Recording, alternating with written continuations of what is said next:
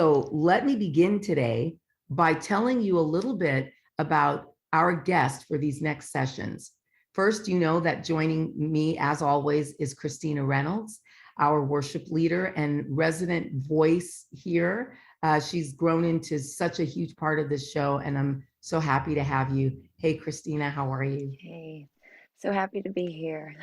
Great conversation we're going to have today, right? Yes, I'm excited. I'm so excited. I kind of like looked through your website, Walt, and kind of watched a bunch of videos and dove in, and I'm really excited to hear what you have to say. Yeah. So without further ado, Walt Heyer, today's guest, lived as a transgender woman for 8 years. He detransitioned back to male over 30 years ago, and he now uses his very unique platform, or I would say the platform God gave him for such a time as this, as an insider to help others who regret so-called gender change and to protect children from irreversible medical interventions way before they're even able to cognitively and scientifically, this is all proven, be responsible for making correct and informed decisions. Walt has spoken to legislators in the Czech Republic, Chile, New Zealand, and Washington, D.C., all over the world.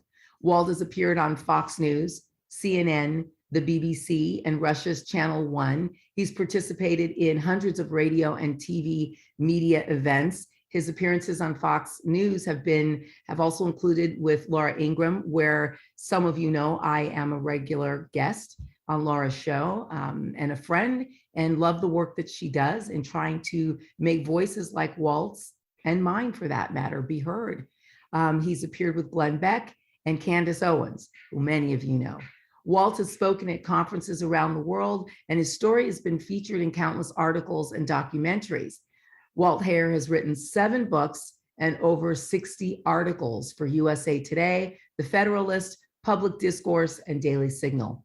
2 articles at the Public Disclosure earned a place on the short list of the most popular articles written in the last 10 years. That's because many eyeballs are on this conversation. Walt's fascinating story is told in his autobiography, A Transgender's Faith, and has been the subject of numerous documentaries, such as Russian television's I Want My Sex Back and American Family Association's In His Image. Walt's book, Trans Life Survivors, offers the latest research and 30 representative stories from people who've contacted him for advice and for help. Walt and his wife of 24 years worked together to share his testimony of redemption and his message of hope throughout the world. Ladies and gentlemen and viewers all over the world, please welcome to the sessions, Walt Heyer. Hi, Walt. Hi, thanks so much for having me on. It's a pleasure to be on and talk about this very important topic. Well, you know, it hit me, Walt, when I was introducing you that you really are an Esther in the world today. I've never thought of myself as Esther, but that would be a transition, wouldn't it? Yeah, well, yeah, but I find I find your testimony to be for such a time as this, and I find you to have the strength of Esther in that you really are not looking to curry favor, you're looking to tell the truth. And it's like she said, then if I must die to save my people, I will die. Yeah, that's exactly right. I've been doing this and helping people for over a decade. I do it for free. People need help, and they need the truth. And that's what we're about. That's what this is about today as well. Yes, yes.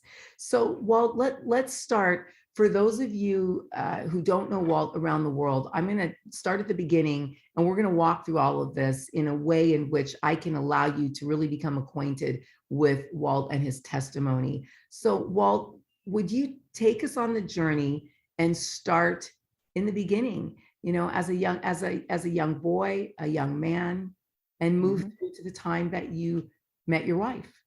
Sure. First wife. Yeah, the first one. Yeah. Well, this journey started in 1944, which is a long time ago. I mean, I'm currently 81 years old. And so, this over 77 years ago that we're talking about. And so at that particular time in 1944, we didn't have any of this terminology, transgender, transition, gender dysphoria. I was a young boy who was dressing as a girl at the age of 4. I was aided by my grandmother, who made me a purple dress. She affirmed me about how cute I was. How this all got started is probably came out of curiosity that I had, because she was a seamstress and made women's dresses. That's what she did for a living. And when she was babysitting me, that was all that was going on. Grandma was making dresses and Grandpa was out driving a tow truck. So it was just Grandma and I, a sewing machine and dresses all over the place. So, the environment was sort of ripe to become curious about this. So she made me a purple chiffon evening dress, told me it was our little secret that Mom and Dad, no one else would ever know about. And so this began, as you say, the journey. And so what happens that we know today, and we're learning more about, more people are speaking out about it, is that when you place a young boy in a dress and begin to affirm him, which seems to be very popular today, even at the age of 4, what you're really doing is causing psychological and emotional child abuse. And I think it's so important for us to actually say what's happening, because it's not healthy.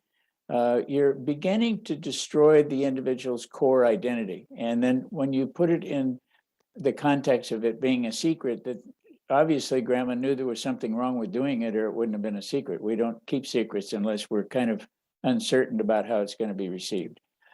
So that began that journey that after about 2.5 years of being at Grandma's house, when I was there, she was the babysitter assigned by my mom and dad when they would go away for a weekend, long enough to have a tremendous influence on my life over 2.5 years during the weekend. So this caused me to begin to wonder, how do I get affirmed then as a little boy with cowboy boots and tore up jeans? And that was not what was happening. And I think that is also important for us to understand, that when we put a boy in a dress, and I could only tell you about this, as reflecting, looking back. At the time, I didn't know that's what was happening. But what was happening was she was saying, when she put me in that dress, there was something wrong with me as a boy. That was the messaging. That was what began the erosion of who I was. I mean, you become starting to become depressed about who you are because you're not being affirmed. And that caused me to begin to lay in bed when I would try to sleep at night, wondering about, gee, was I made wrong? Is there something wrong with me? Why doesn't Grandma like me?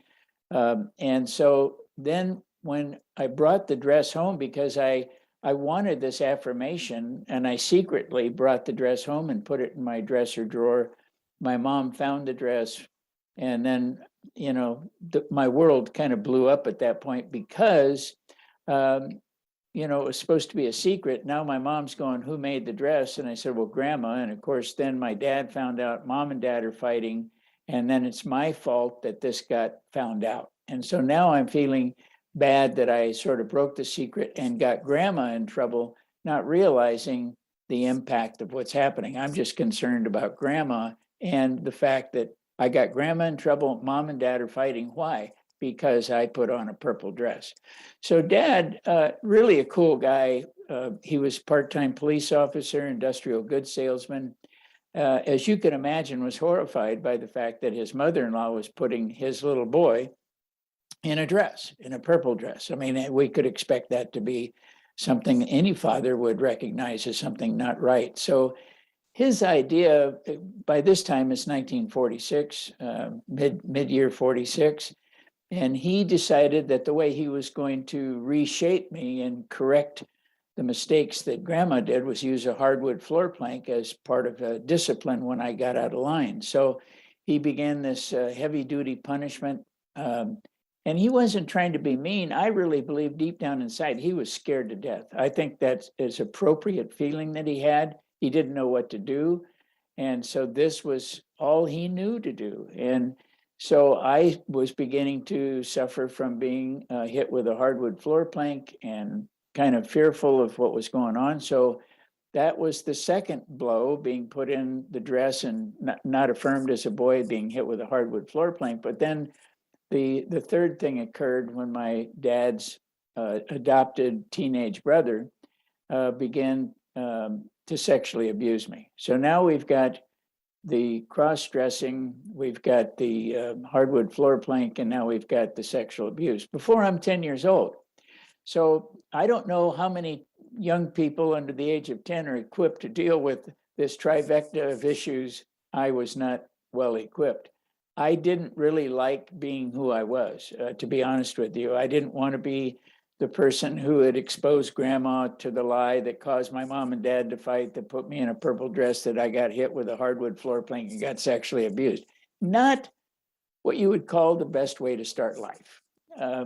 And so how do you cope and deal with this? Well, you internalize it, especially after I told mom and dad that Uncle Fred had sexually abused me. They said, no, Fred would never do that. You're a liar. So by trying to share what was happening to me, I further was called a liar. So I realized then that everything that I was going to be dealing with probably for the rest of my life, I had to internalize and work through myself on my own, that I was not going to get any help from grandma, dad, Uncle Fred, or my mom. So there I was out in the world. And so we're now approaching the 1950s, the mid 1950s.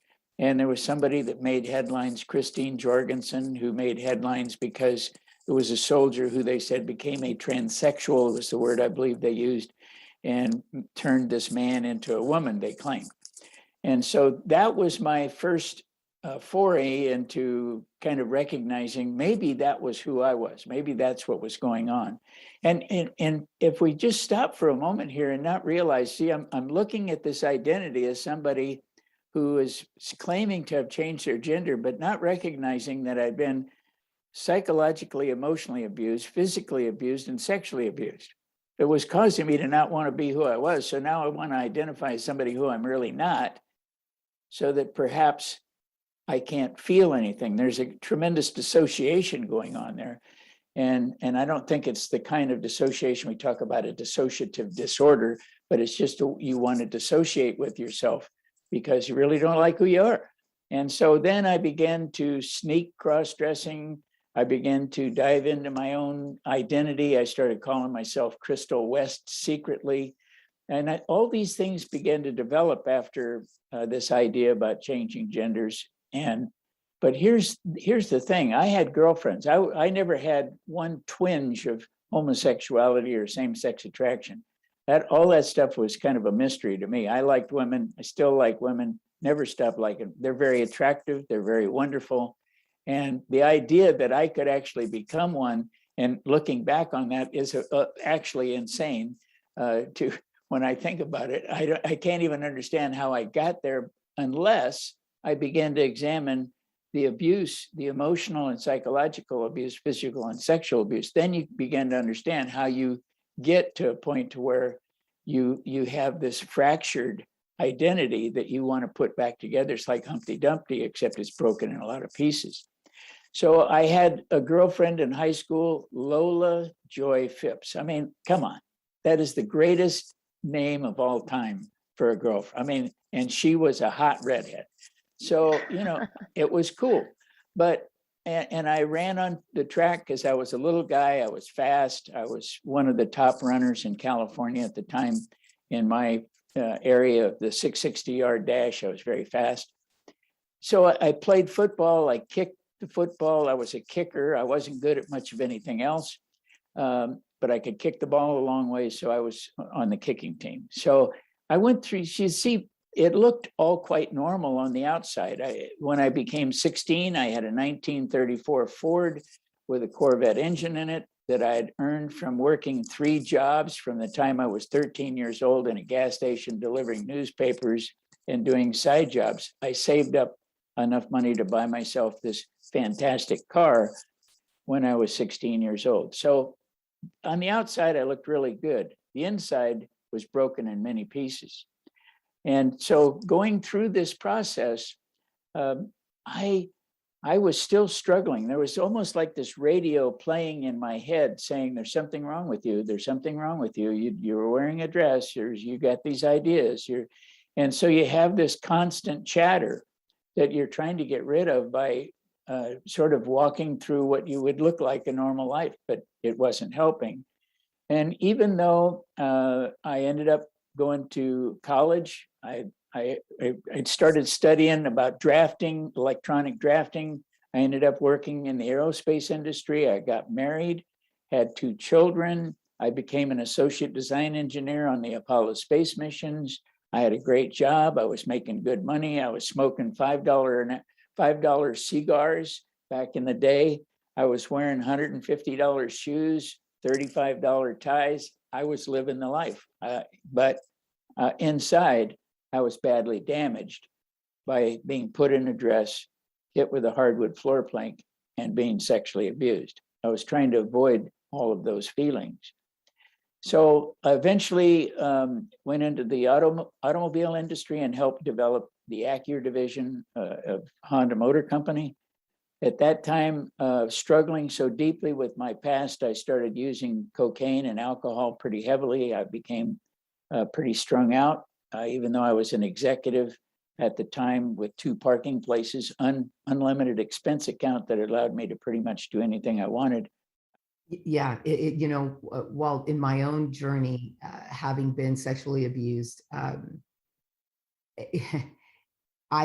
this is a massive identity crisis, right? And I mean, I look around the world today, I look at our nation, we're in an identity crisis on every level, right? Like, are we Christians? Are we not Christians? What do Christians look like? How should Christians behave? Are we a democracy? Do we embrace capitalism? Do we really want socialism? Do we, there's all of this identity confusion going on. And I always say that the only way a nation becomes confused is if every individual component of that nation, that group, that home, that community group has had confusion. Because when the individual is not healthy, the whole is affected and not healthy, and broken people break other people, and so I guess in kind of hearing what you're saying and in going back just a little bit into your testimony, I mean, it had to be, and you mentioned something, you said,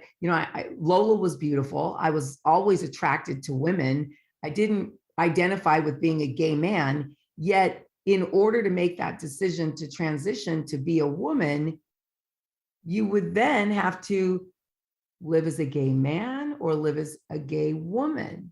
What did that crossroad cause you to go through and experience? Yeah, well, I'm like many of the people, I've worked with thousands of individuals who identified as transgender. 90% of them never were homosexual, never identified as homosexual, didn't engage in homosexuality. They had broken identities. There's another thing that many people don't realize. It's not about sexuality. I never, during the time I identified as Laura, ever had a relationship with anybody. Never. It was never about having a relationship. It was never about sexuality. It was about trying to put the pieces of my young life back together. That young boy was broken, and the young boy was still trying to find his way through that. I never had any kind of relationship. I didn't go on dates. All I was trying to do was mend my life. I found this to be true with many of the men who have identified as women who were cross-dressed, sexually abused, emotionally, or whatever happened to them. Now, certainly there is a group of them where sexuality is very important. Most of those are the drag queens. They identify as drag queens. In almost every case, those are all homosexual, but many of the individuals I work with, if they get to the point of talking about their sexuality, they transition and call themselves lesbians because they're still attracted to women. Right. So it's really, I think we get lost if we think this is about sexuality and not a person's broken identity, core identity that happened at a young age. Right. Yeah. Christine. I think that's really, I think that's a great point to make, because I feel like this specific issue, along with many others when it comes to identity, is overly sexualized. And and seeing people take on their sexuality as their identity instead of who they are as an identity. I'm seeing that like mesh. So I just love that you say that, as being someone who has gone through it, has been completely restored, and just what you're doing with your life right now. That is such an important message, that your identity is beyond your sexuality. So, I mean, that even blew my mind. Wow. It's like breaking mindsets because Wow. of what is being like portrayed and what's being shouted from media and social media and movies. And you're saying something completely opposite. Yeah, because I'm telling the truth. Yes. And then that's a good place. Right. That's a good place. You guys were getting a signal here from the studio that we're going to have to wrap this week. We are going to, as promised, be with Walt. You are not going to miss a thing that Walt has to say. And this first episode was really about presenting to you Walt Heyer. We're going to take a break for now. We're going to leave you this week with this first episode with Walt Heyer. And then we're going to pick up next week and continue this riveting conversation. I'm Cynthia Garrett with Christina Reynolds and Walt Heyer. You are watching The Sessions, and we are talking about a very powerful topic. Really, we're talking about identity, but we're talking about identity as it is being manipulated in the world today. And we'll see you next week.